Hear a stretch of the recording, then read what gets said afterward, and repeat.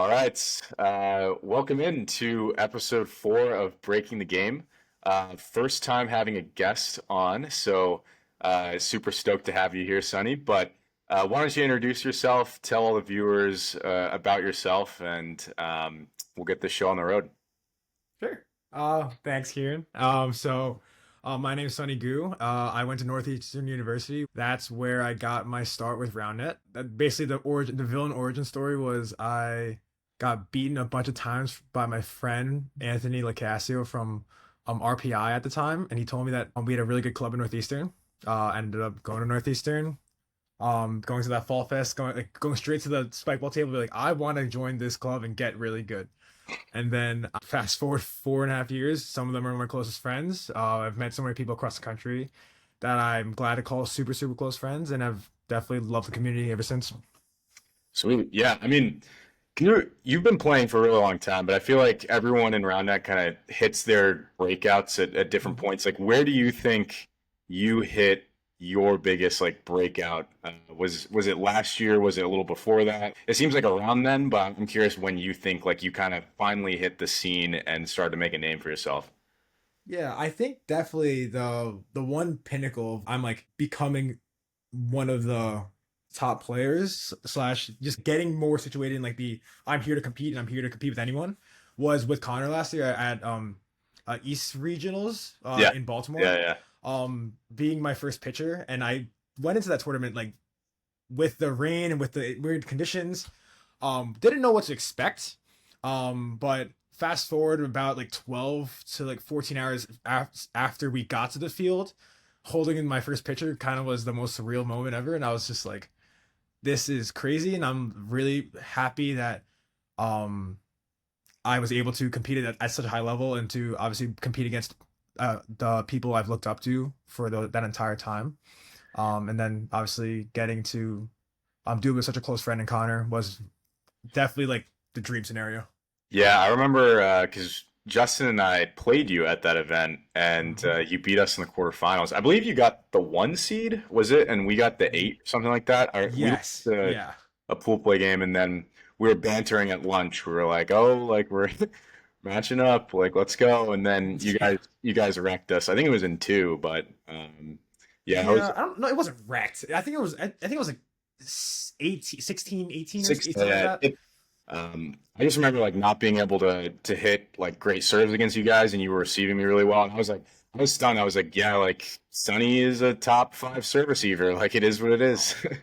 That day was so weird though, because I mean the rain was just like I remember you came into lunch and you were like, I've gotten one no touch today in pools, and I was just like, that is not a Kieran stat you ever hear. Definitely grateful for the rain in that moment, but also like happy that me and Connor were able to play well against you guys, obviously, because the last time we played you guys was at Columbus That's right. 2023.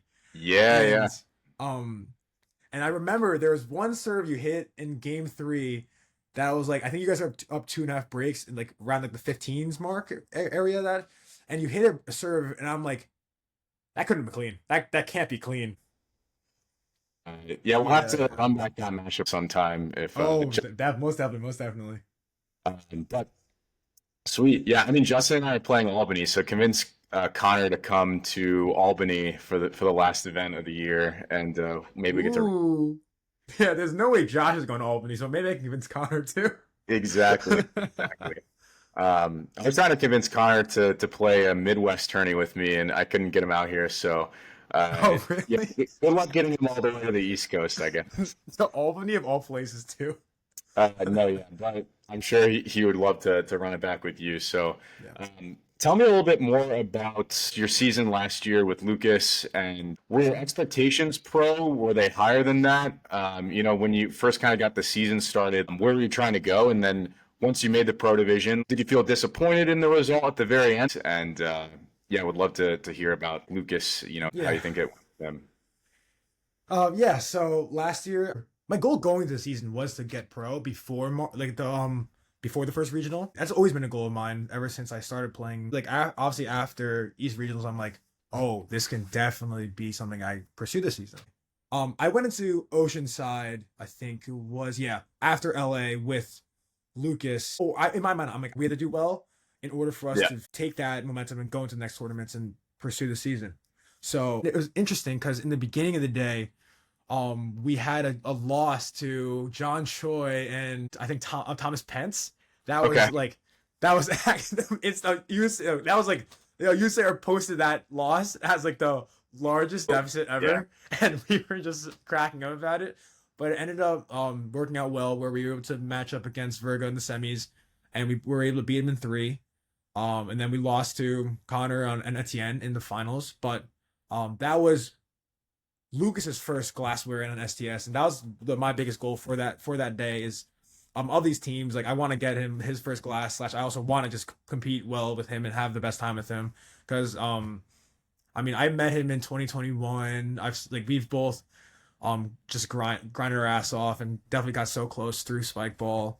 Playing rounded together has always been such a blessing of like just having him as one of my closest friends and like doing it for him and doing for Yeah. like I guess our team has always meant a lot to me. So to Um, recap, your first result was Oceanside. It was the yep, second place. It was sort of like, okay, I can play with Lucas now. And then you played the next couple majors and got far enough where you got enough points through the pro division. yeah.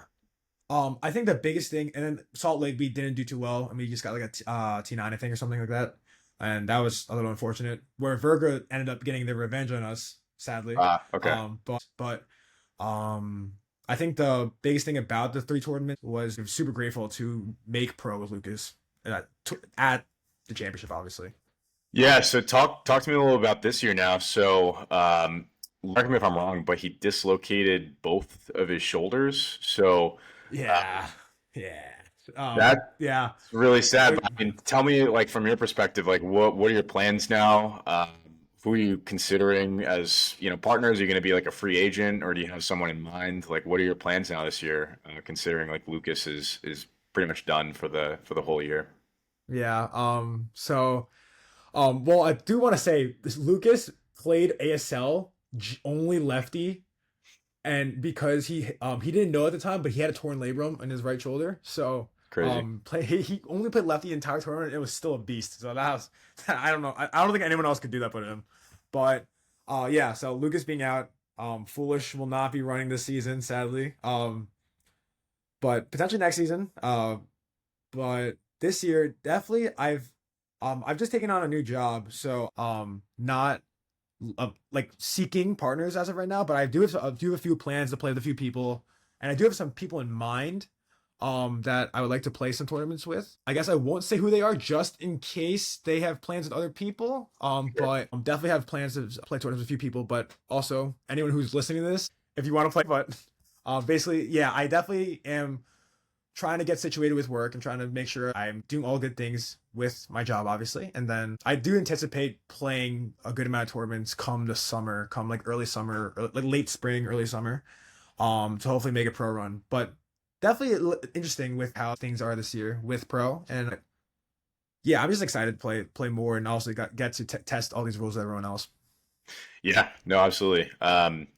So talk to me about sort of last year. You didn't make the U.S. national team. You were very close to making the U.S. national team. Like I don't know how far off you were. It had to have Right. been like one or two people. Yep. And tell me how you felt in that moment. And then you played nationals last year with Gabe.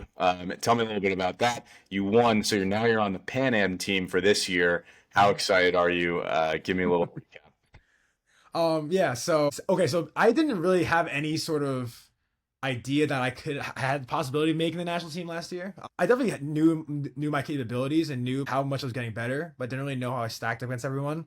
But going into the first tournament and going into East Regionals with Connor and then winning it was like, oh, this is definitely something that can happen. And then after that, drawing dead actually ended up winning South Regionals. So then Tyler actually FaceTimed me, I think a week before Chattanooga, and was like, "Dude, let's do this. Let's go to chat." I'm like, "Oh, dude." Um, that ended up being one of the worst flight experiences of my life. Oh, wow. Basically, from going to Friday before Chattanooga. I got my flight canceled 4 hours before the tournament. So I was basically scrambling to figure out how to get to chat. So I ended up flying from Boston to Memphis, and then Sam Avon and Braden Reeves picked me up when they were with Tyler. So they picked me up and Yeah. we drove 2 hours to the tournament. So that was That like the most restless night ever. It was crazy, but got the tournament fine. Me and Tyler played pretty well in pool play. Ended up getting the 4 seed overall, I think, and then we ended up losing to Virgo in quarters, which sucked, but yeah, we definitely didn't do as well as we wanted to. That was basically like the okay, like we're kind of taking a step back from like being able to make the national team, and then to make my final push, given the fact that I was one of the winners of the one of the regionals, I ended up going to Midwest regionals with Connor, and Connor at that point already pretty much in my opinion locked up his spot. I mean, him winning Arizona basically clinched his opportunity to make the team. yeah. But we both went into that knowing that like in order for me to make the team, no, we would need to basically either win or make it past semis at the minimum. Mhm. But in that tournament, we ended up matching against Gabe and Max in semis, where we lost in three, and then we all then lost in three to Spotless in the third place match. It sucked because I knew what those two matches meant. Basically, me losing to Max and Gabe gave gave Max the spot on the team, obviously deservingly so. They ended up winning the tournament, and Yeah. then losing the spots in the third place game ended up giving Joe and Ryan the opportunity to make the team. And I think that going into my campaign of trying to make the team, a lot of it was you have a lot to prove. You need to prove that you need to make the team. You're basically on the outside looking in. It's definitely not the best feeling in those moments, but for me, it was like that's the situation. I need to put a stamp on like I deserve the spot, and I didn't do enough to make the team, obviously. And I also understand that there's a lot I need to improve on, and I also a lot I need to work for to make sure that next time around, I full heartedly take that spot and I make it my own. Well, now Um, now you're pretty much on the U.S. team now, which yeah. um, I guess like the Pan Am tournament, there's still a lot Mhm. that's unknown. But I mean that's really exciting. So right now it's you and Gabe on the team. Um, I will say just like recapping, I guess Midwest regionals because it had me thinking like we had played FM right Yeah. before you played FM, and Yep. uh, myself really wanting Pac to make the team, just Yeah. like how Connor was trying to get you on the team and make a case for you. Mm-hmm. I'm trying to make a case for Pac, and I believe like Yeah. Pac had a great shot, and I kind of had like this sick feeling that when we lost in quarters, like it was really bad for Pac's chances, which ended up being the case. I was hopeful Mhm. that like, basically we would win that tournament and it would lock Pac into a spot. Oh Um, yeah, yeah, yeah. it was basically, it felt like sort of if Pac had won, you had won, or Max had won the tournament, like the last spot was going to be one of you guys. And I remember going into the Yep. tournament, Spotless hadn't even secured a spot, or maybe Ryan had because he had made a semis at a different regional. Ryan made semis But East. Yeah. yeah, but Joe hadn't. So I think they cruised through pool play, got the 1 seed, and then basically got pretty much an easy path or easy path to semis, which gave Yeah. Joe automatic spot. I don't know if like if you guys had beaten Spotless in third place game, like how much they would have valued that. Maybe they would have valued that a lot, and you would have Yeah. been for Joe. Like I don't know the exact Yeah. Yeah. Yeah. details there, but it is just kind of interesting how much that last tournament mattered It in did a terms of lot. the committee's eyes at the time. Um, but so talk to me about like you said you're really busy with work and whatnot. You're gonna try to Right. go out to like a few tourneys and test like the bigger ball or play with like the rule packages that we have for the first couple events. Yeah. I'm hoping to go to at least two or three tournaments per package. Honestly, I'm looking to travel to tournaments as well. I'm happy that there's a tour series this year that we all can compete on and basically try to compete at the highest level. And obviously, we're trying to push the game into a new space and a better, I guess, light. Yeah, what are your thoughts on the rule package A? Do you like the rule that where the non-server can start moving right away? And have you tested Mhm. that out at all? What are your Mhm. thoughts?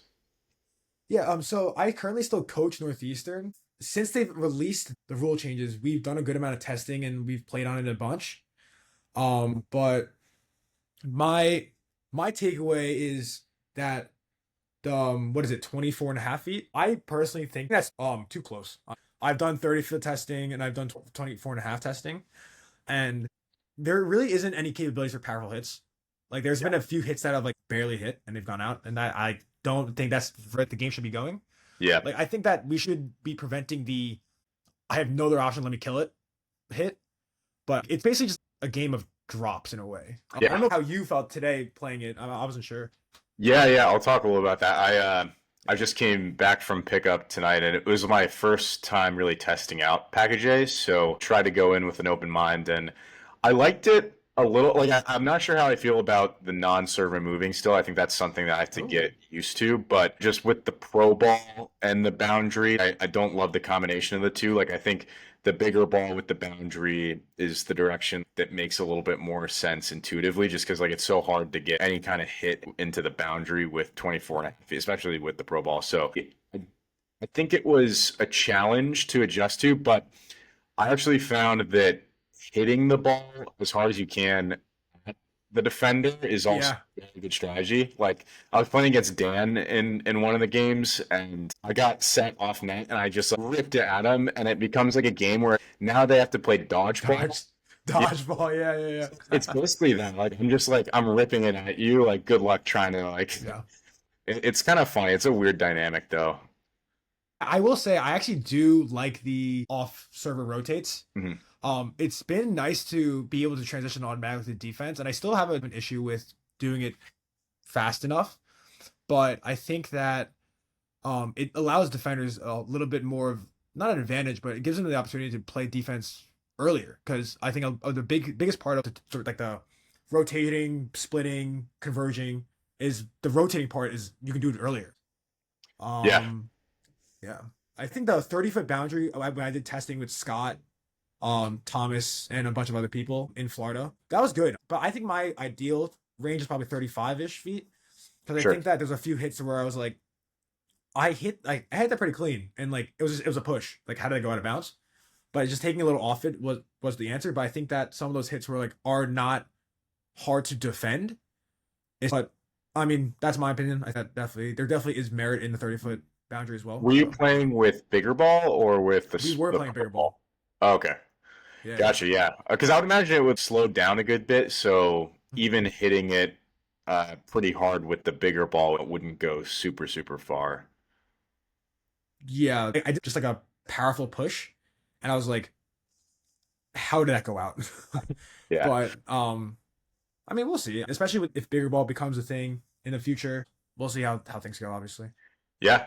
So I guess speaking of rule set A and defense and sort of Mhm. direction of sport, we got a little game that we have planned. So pull up the USAR Yep. rankings right now, the I ELO got it rankings. up. Got it up.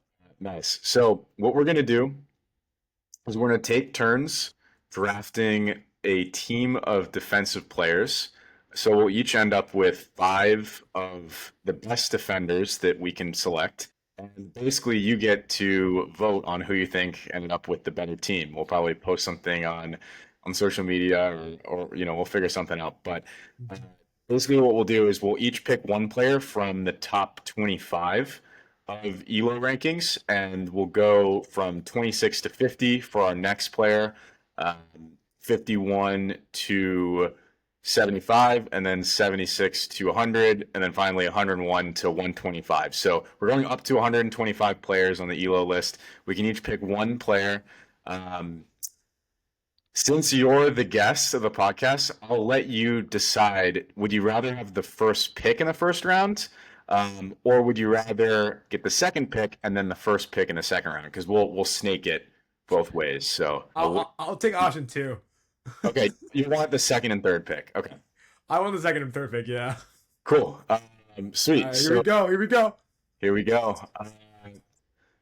I have a pretty good idea with who I'm going to go here in the top 25. It's really only down to two people. I I'll agree. probably take the other player, but Yeah. I'm going to take Paul Seamer Yeah. for Yeah, that makes my sense. pick. So That the makes floor is sense. yours. I'll take Etienne. I think that Nice was your pick. two. Nice pick. Yeah. That's who I would have taken second. So that's Yeah, I looked at it as well. These are the two I'd probably want, honestly. yeah, it's definitely interesting too because I think like Emerson is also a great pick in there. Or actually, yeah, Emerson's 14 right now. So I was thinking on him too. Could be that like bigger ball, like he jumps up a spot or so. I still think like Paul might be the best bigger ball defender, but I don't know if Europe even gets the bigger balls soon. So we'll see. I was watching some of their, I guess like the German leagues, how they do their club system and such. It doesn't seem like any of them are doing boundary testing, but they're all Okay. indoors, so it makes sense. But I was like, I don't know, They're like kind of how doing come? their own thing, right? They're just kind of Yeah, but I don't yeah. know. Like we'll see what happens. Sweet. Yeah. All right, so 26 to 50, you get the next selection. Yeah, I guess are we saying that the people that we're picking are healthy? Yeah, this Is is, there? I guess we should clarify that. So let's say healthy, active players, you could play in the tournament this weekend. So rule set A, you could pick any Mhm. player to be a defensive player that you're playing with. They have to be healthy, they have to be an active player. Sorry, Lucas, for not probably, you probably would have picked Lucas, right? But yeah, Yeah. it's, Lucas is off the table for this range. Okay, that's tough. That sucks. Um, Um, you, okay, in that case, you could pick yourself. If you don't pick yourself, yeah, I I pick you. no, I can't pick no. I'll pick Dan Abrams. Cool. No, that's a great pick. That's a great pick. Yeah, I mean, Northeastern alum. Um, Yep. yeah. Okay. So you picked Dan. I mean, I gotta pick you. You left the door open. I So mean, but Buddy's on the list too. So, is Buddy active? I don't know. Okay. oh, that's true. That's true. That's true. That's a weird one. I'm gonna Okay, leave okay, the non-active, but okay. Buddy, if he's active, I might still take you. Honestly, you're fresher, I so appreciate that. I'll take you. So far we have Etienne and Dan on Sonny's team, and then Paul and Sonny on my team.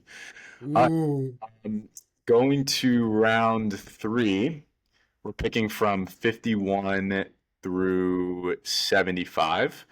Oh, I didn't even look Okay. at this. There's Um, one person I think for me. Oh, I know yeah, who I'm so picking. I'm picking my partner for this year. Yeah, but checks out, checks out, checks out. Can't take anyone else, so taking Tyler here. Okay, so that means wait, I'm not picking him, but Mark Etienne. Oh yeah, he is a great defense. I don't know. He hasn't been active for a while though, right? I mean, Wasabi was his last run. Yeah, yeah.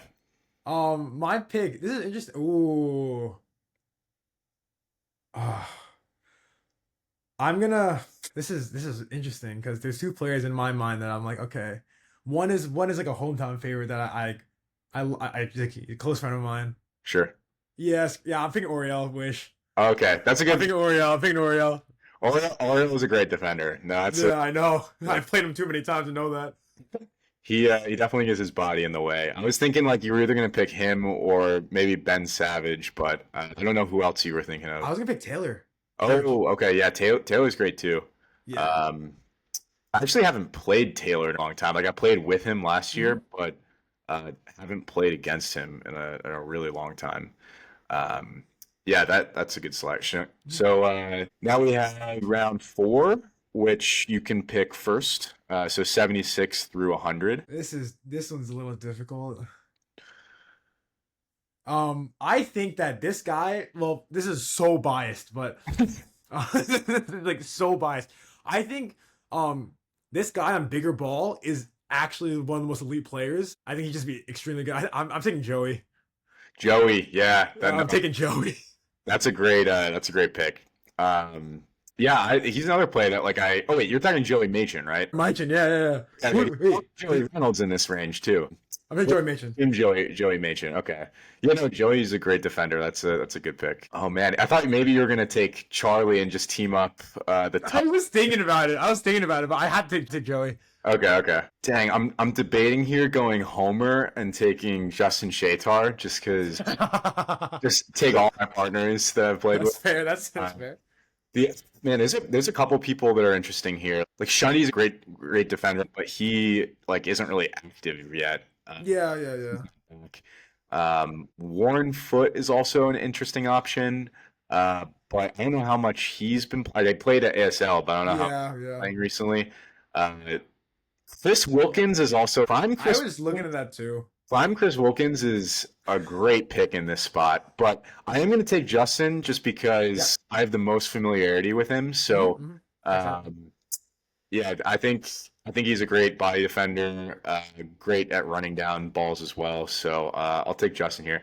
And Okay, now okay. we'll go into the final round. So I guess to recap, you took Etienne, and then you took Dan, and Oriole. then Ariel, and then Joey. And Yeah. then my team is Paul, Paul. yourself, Me. Tyler, and then Justin. Okay. Yeah. Cool. This last round of It's players, you, right? It's you. it's me. Okay, so 101 to 125. Oh wow, there's a lot of sneaky players Mm-hmm. picks here. Um, Oh, I have my pick. Don't pick him, dang. please. Oh man, this is tough. I'm gonna take Brandon Brown. Ooh, it's like Brandon. It's really hard. It was really hard for me. And I'm curious who you pick before we talk about the rest of the pool. But Yeah. he probably isn't even like too active these days. But I am taking Brand anyway because this Okay, dude is okay. a menace. He's all He is a menace. felt like he deserved a shout out there. So yeah, Brandon's my last pick. I'm picking Trevor Barbosa. That's a good pick. Yeah, Yeah. he's very instinctual and I his was between Trevor and Max Gunnison. yeah, that's also a good pick. Because Max is just super consistent. And with Big Ball, I think he'd be gross.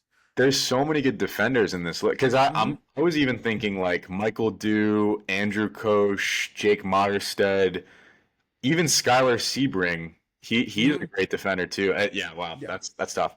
Um, cool. All right, well, we'll have to let the Sick. fans let us know who they thought won the draft. They're Oh, definitely man. picking my team because Sonny's on my team. So I don't know about that one. That's automatic downgrade. Oreo wishes on my team, and that's all I need. I mean, you had a chance to unite the Tufts boys, but then I did, but I had to go with my boy. I your had to go with my boy. downfall. Oh, we'll have to see. Last thing I guess to just talk about quickly. So, staying on the topic of like, rule set A, the first tournament is this weekend, Yup. kind of kicking off the year. So, USA Southeast Regionals, very small event in terms of registrations, which I could talk a little bit about, but I don't really feel like boring people. So, Yeah. um, I'm playing with Matt Spolaric, and I believe there's going to be a power pool of four teams, which I wasn't anticipating, but I think it's because there's 12 teams. That's like the minimum amount for a power pool. Yeah. So looking at just the ELOs and averaging those together, the top four would be Ryan and Gabe, and then Will and Dan, and then myself and Matt. I think maybe myself and Matt have a higher combined ELO. I'm not sure. Like me and Matt and Will and Dan are like very close as the 2-3, and then I believe that Ben and Dawson are the four for the power pool. Just missing out on the power pool. Not sure on exactly who, but it's probably either Kyle and Adam or Polk and Andrew, potentially even Jake and Mike as well. So, oh yeah, and Jared and Jack Kubak. There's a Jared lot and of Jack teams that probably too. just missed out on the power Yeah. pool. Um, but what's your sort of inclination on how this tournament's going to go? Who do you think's going to excel with the rule set that we have, and who are you going to take to win? I think that this it's interesting after doing all this testing or just playing with the new rule set over the past few weeks. It's definitely gonna prioritize hitters that are super flicky and super technical in the softer hits. I mean, like directional hits rather than power hits. Because I think there was an art with, for example, like Tyler. I spoke to him a little bit about this. Like he's a phenomenal hitter. And when we talk about technicalities, I guess I really never equated the levels of boom with like being like a technical, but Mhm. like the way like I like saw Tyler hit and how like like just like how you open my eyes to like that's a very smart way of hitting and super technically challenging as well. Mhm. But this weekend you really can't boom. It's gonna be super flicky and super Yeah. like just low to the ground, vice versa. I think that The teams that will succeed the most, the ones that one can get a lot of touches and two can convert and end a point. In this current structure, it's not that easy to end a point. As I've seen. I mean, you've only played with once. How do you feel? Yeah, I feel all right. Like I definitely have like some growing pains with just the shots that I want to hit and like what feasibly I'm going to be able to do. I'm hoping my length helps out for hitting, but it will be interesting just to kind of see how it goes in pool play and going in a bracket. Like, I think Matt and I have a chance, but it's definitely going to be a tough tournament. No, I think you guys definitely have a good chance. I think with just like the pro ball still, like if I can get hot, uh, if Matt can hold pretty well like he's able to. I think we have a pretty good shot. Um, it's definitely a tough field for sure. So Mhm. even though it's a small field, like I think it'll be a challenging one.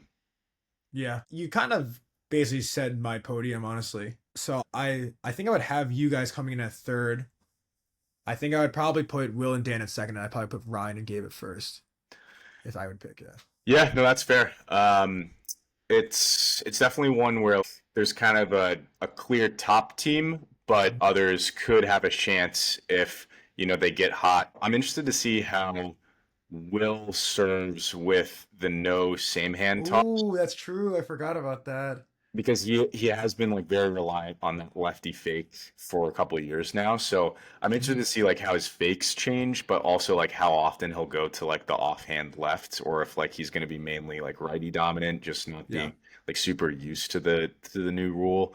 I know he's been playing a good bit Virginia Tech, so I'm sure he's Yeah. adjusted by now. But that's like one thing I'll be curious to see how it goes. And I'm also going to be testing out some new things that I've tried serving in the last couple of weeks. So I'm curious how that goes. Pickup went pretty well for me today. I got to see it in a tournament setting. It's a lot different. So Well, I can't wait to play you consistently. It's gonna be so fun.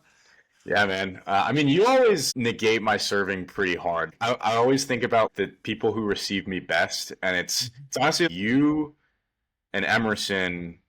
Emerson because of his length, you because of your quickness. Like I think the people that kind of know how to take away my main serve are the people that receive me the best, which for whatever reason a lot of people don't like to do. So, um, I'm I mean it's funny, but it's not. Like a lot of people just don't respect the righty cut. But yeah, that you do. I remember like in nationals, that like yeah. it was so hard to break you because I had to try other stuff and then it was messing with my consistency. Um, yeah. No, it was. I mean, that 1911 run almost gave me a heart attack. Oh yeah, yeah. That Game one, being up 19-10 and being like, this is over. And then out of nowhere, I'm receiving for 19-20. I'm like, what is happening? yeah, yeah. But that was a fun series too. Mhm. It was, it was. Well, sweet. This has been awesome, Sonny. I'm very excited to be playing with you in Boston this year. I'm coming up to Come on, come on. yeah, that's gonna be sick. Hopefully, we see the bigger ball rule set so you can carry me at that one. Okay. We'll I'm curious. Do you know what package it'll be at that point? So I believe so. The first rule set is March and April. Rule set B is May and June. Rule set C is July, August. So I guess rule set C. Um, Okay. but we can. I guess we'll see. That was such a bad joke, but Oh, I didn't see that. okay. But yeah, yeah, we'll see how the votes come in for our draft. Yeah, Vote I'm me. here. Thanks for having me, man. This is awesome. I appreciate you a lot. This is great. Yeah, man. Well, I'll see you soon. Hopefully, I don't know what tournament the first one you're planning to go to, but I'm planning to go to a good bit this year with a bunch of random partners. So um, I'll see you soon, man. I will probably see you back in New York though. I will be home for a little bit in the coming weeks. So Oh yeah, you're yeah, moving to New York. We didn't even talk yeah. about that. But yeah, when are you actually coming to New York, like officially? So it depends on if I'm going to be leaving Boston earlier or later.